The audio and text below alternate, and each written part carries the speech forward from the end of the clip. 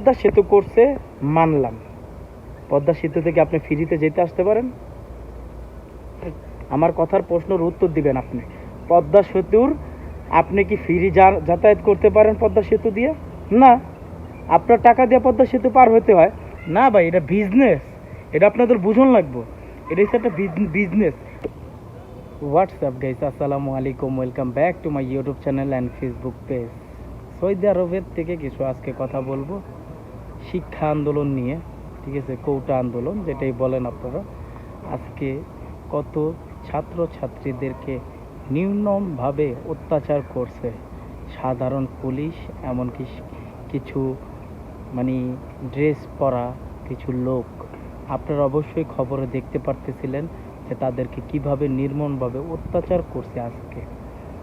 মানে মেয়েদেরকে যে একটা ছাড় আছে দেশের ভিতরে, মেয়েদেরকে কোনো ছাড় দেয় নেই। মানে কি দেশে আমরা বাস করি আপনারা একবার ভাবুন। চলুন কথা শুরু করি। যদি ভিডিওটা আপনাদের ভালো লাগে একটু বেশি বেশি করে শেয়ার করে দেবেন, যাতে অন্যজনেরাও এই গল্পটা পুরোটা জানতে পারে আজকে। সো কথা না বাড়িয়ে চলুন শুরু করি। কোটা আন্দোলন এইটা একবার হইতেছে এরম না, ঠিক আছে। এই কোটা আন্দোলন আরও দুইবার হয়েছে। এই কোটা বন্ধ করার জন্য সরকারের কাছে আওয়ামী লীগ সরকার আসার পরের থেকেই এই আবদার তুলতেছে। শিক্ষামন্ত্রী সে বলতেছে যে যারা পড়াশোনা করতেছে, যারা আন্দোলন করতেছে, তাদেরকে বলতেছে সে রাজাকার। আমরা সবাই যদি রাজাকার হই, তারা কি? Number one. দ্বিতীয়ত, আজকে একটা গল্প বলবো আপনাদের সাথে, গল্প শেয়ার করব। আপনারা মনে হয় গল্পটা শুনছেন মনে হয়, তারপর আমি বলি। এক ছেলে অনার্স পাশ করে চাকরি পায় না। ঘুরতে ঘুরতে ঘুরতে ঘুরতে সে চিড়িয়াখানায় বাঘের খাঁচার গেটের সামনে একটা চাকরি পেয়েছে। এই যেমন বাঘকে খাবার দিবে, ঠিক আছে, বাঘকে দেখশন করবে। তো সেই চাকরিটা পাইছে।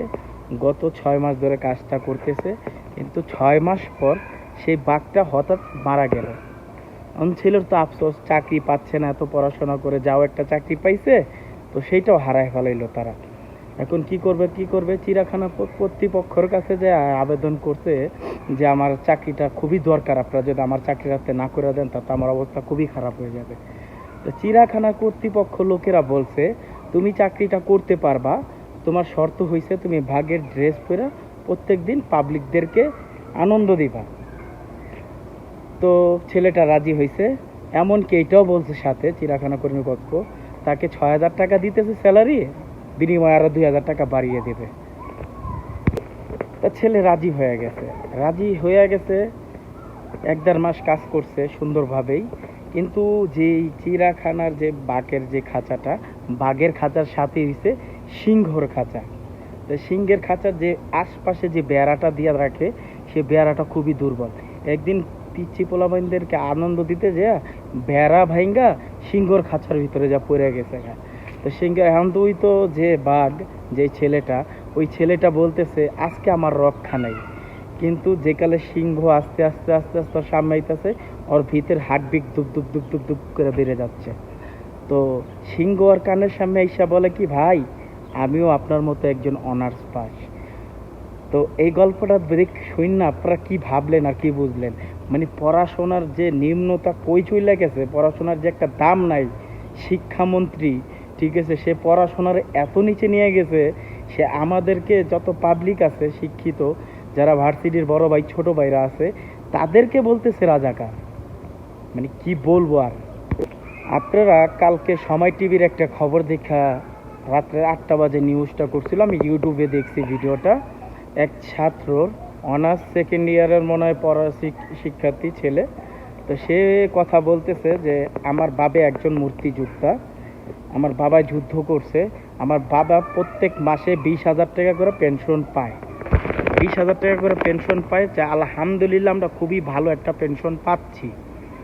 তো আমার কোটা দরকার নেই, আমার শিক্ষার যোগ্যতায় আমি চাকরি নেব। আমিও একজন মুক্তিযোদ্ধার ছেলে, কিন্তু আমার সেটা দরকার নাই। আমার জন্য আমার ভার্সিটির ভিতরে যত বড় ভাইরা আছে দেখতেছি তারা একটা চাকরির জন্য কত কষ্ট করতেছে। সো সেরকম কোটা দিয়ে আমার দরকার নাই, আমার দরকার হচ্ছে নিজের যোগ্যতা দিয়ে আমি একটা চাকরি পাবো। সো এরকম বহুত আছে, ঠিক আছে, বহুত আছে।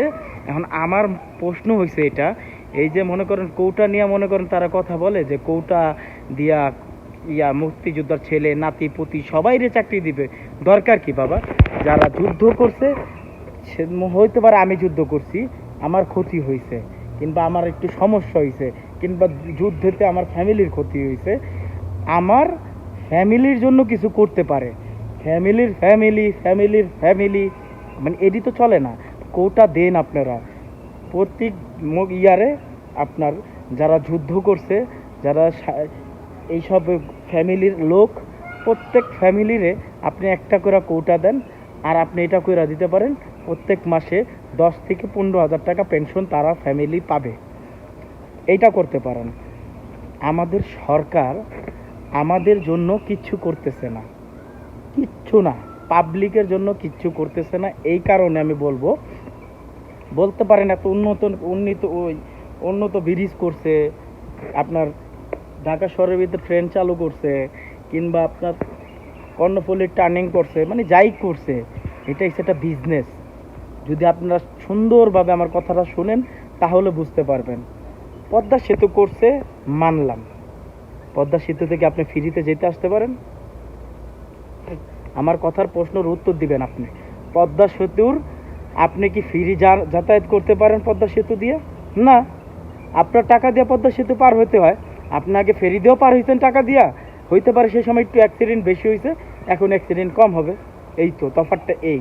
কিন্তু সে টাকা ইনভেস্ট করে বিজনেস করতেছে। যা দেখেন 30,000 টাকা কোটি আপনার খরচ হয়েছে, কিন্তু এই টাকা তারা উঠাইব না হইলেও এরকম 4-5 ডবলের বেশি টাকা উঠাইবে এই পদ্মা সেতু দিয়া।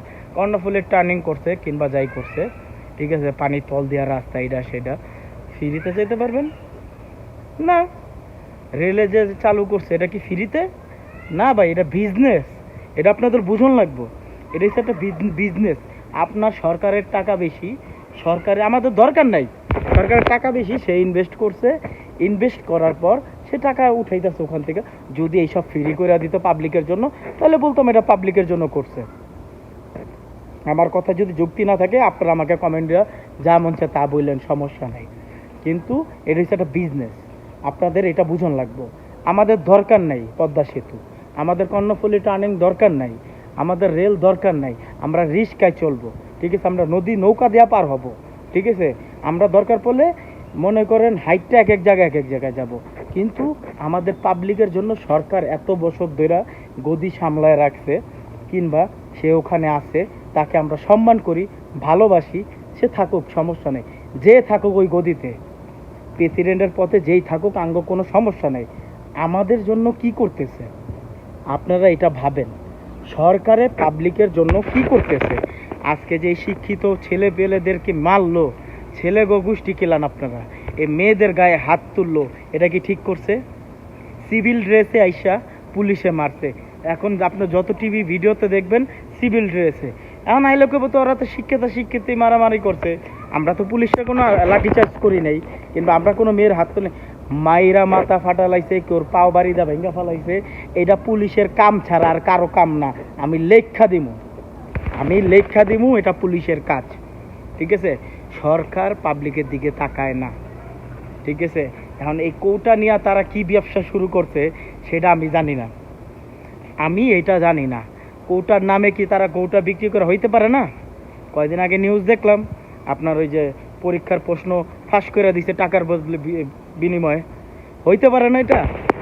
আপনার টাকার বিনিময়ে চাকরি দেয় মাইশো করে, এটা তো বহুত দেখছি আমরা তো নতুন না, আমরা এটা বহুত দেখছি। টাকা দেওয়া চাকরি নেয়, ঘুষ দেওয়া চাকরি নেয়, এটা তো বহুত দেখছি। হইতে পারে কৌটা বিক্রি করে মনে করেন কইতাছে আমরা মুক্তিযোদ্ধা ফ্যামিলি করে দিই, যারা যুদ্ধ করছে তাদের জন্য দিই। ভাই আমরা কি না? আমরা দেশের লোক না? দেশ চলে কি দিয়া? প্রবাসের টাকা দিয়া, ভালো একটা ফ্যাক্টরি দিয়া, বাংলাদেশে ভালো কর্মচারী দিয়া, গার্মেন্টস কর্মকর্তা দিয়া, ঠিক আছে। এই যে পড়াশোনা করে এই যে ছেলেটি শিক্ষিত হবে, ফিউচারে আপনার বড় বড় জায়গায় এখানে হারাবে, আপনার কি দেশের ট্যাক্স দিবে না তারা?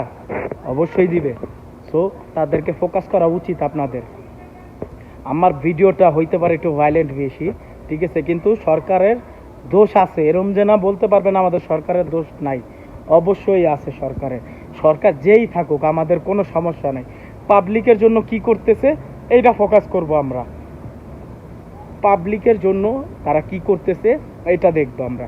আমরা এটাই ফোকাস করব। আজকে চালের টাকা কয় টাকা দাম বাড়ছে, ডালের টাকা কয় টাকা দাম বাড়ছে, আমরা কাজ পাই কি না, আমরা শিক্ষিত হয়ে কিসের জন্য আমরা বিদেশে যাব কামলা কাটতে, এইটি আমরা ফোকাস করব। আপনি পদ্মা সেতু বানাইছেন ওইটা ফোকাস করব না, আপনার ফ্লাইওভার বানাইবেন আমরা ওইটার ভিতরে ফোকাস করব না, ঢাকা শোল ডিজিটাল হয়ে গেছে পানি পড়ে সেটার ভিতরে আমরা ফোকাস করব না। আমরা ফোকাস করব আমাদের উন্নত হয়েছে নাকি আমরা ডাউনে গেতেছি। আমরা দিন দিন চাকরি হারাইতেছে। কিসের জন্য চাকরি হারাইবে মানুষ? কিসের জন্য তারা পড়াশোনা করে বিদেশে কামলা কাটতে যাবে? আমার প্রশ্ন হয়েছে এইটা। বিদেশে আসবে শিক্ষিত মানুষ কেন? ইন্ডিয়ার ফোকাস করেন, এত বড় দেশ, চাকরির কোনো অভাব নাই। বিদেশি কোম্পানি এইসব ইন্ডিয়ার ভিতরে আপনার লাগাইছে। বিদেশে একটা হুন্ডা কিনতে গেলে আপনারা 1.5 থেকে 2 লাখ টাকার ভিতরে ভালো হুন্ডা পাওয়া যায়। আঙ্গ বাংলাদেশে কিসের জন্য আমরা 7 লাখ টাকা দিয়ে গাড়ি কিনতে যাব? একটা প্রাইভেট কার বিদেশে আপনার, ঠিক আছে, টাটা গাড়ি আপনার 12 লাখ 13 লাখ টাকা করে প্রাইভেট কার, 6 সিটের গাড়ি। বাংলাদেশে একটা ভালো মানের গাড়ি আনতে গেলে 1 থেকে 1.5 কোটি টাকা। কেন কেন আমরা এত টাকা দিয়ে জিনিস কিনতে যাব? ইন্ডিয়া পাশাপাশি দেশ হইয়া আপনার মনে করেন একটা গাড়ির দাম 7 থেকে 8 লাখ, 3 লাখ, 4 লাখ, 5 লাখ করে প্রাইভেট কার পাওয়া যায়। আমরা বাংলাদেশে পাবো না কিসের জন্য? আমরা পাওয়ার অধিকার। তারা পাবলিকের জন্য কিছু করতেছে, ঠিক আছে, আমাদের জন্য কে কি করতেছে এটা দেখা লাগবে। কোন নেতা আমাদের জন্য কি করলো, কোন নেত্রী আমাদের জন্য কি করলো। কিন্তু যারা শিক্ষামন্ত্রী, সে যে কথাটা বলছে খুবই অন্যায় কথা বলছে। এটা আমি জোরে যেখানে যা বলতে পারবেন সেখানে যা বলবো। মুক্তিযোদ্ধা যারা আপনাদের দেশ স্বাধীন করতে গেছে কেটা? আমরা পাকিস্তানি থাকতাম, দরকার নেই আঙ্গমের স্বাধীনতা। এরকম এটা কোনো স্বাধীনতা বলে আমাদেরকে? কিচ্ছু বলে না। হইতে পারে ভিডিওটা বেশি বড় হয়ে গেছে গা, সবার কাছে মাপ চাইতেছি। যদি ভিডিওটা আপনাদের ভালো লাগে অবশ্যই শেয়ার করে দিবেন, ঠিক আছে। ক্ষমার দৃষ্টিতে ভিডিওটা নেবেন, ঠিক আছে। ভুল ত্রুটি হয়ে গেলে ক্ষমা করে দিবেন আমাকে। সবাই ভালো থাকবেন, সুস্থ থাকবেন। আসসালামু আলাইকুম।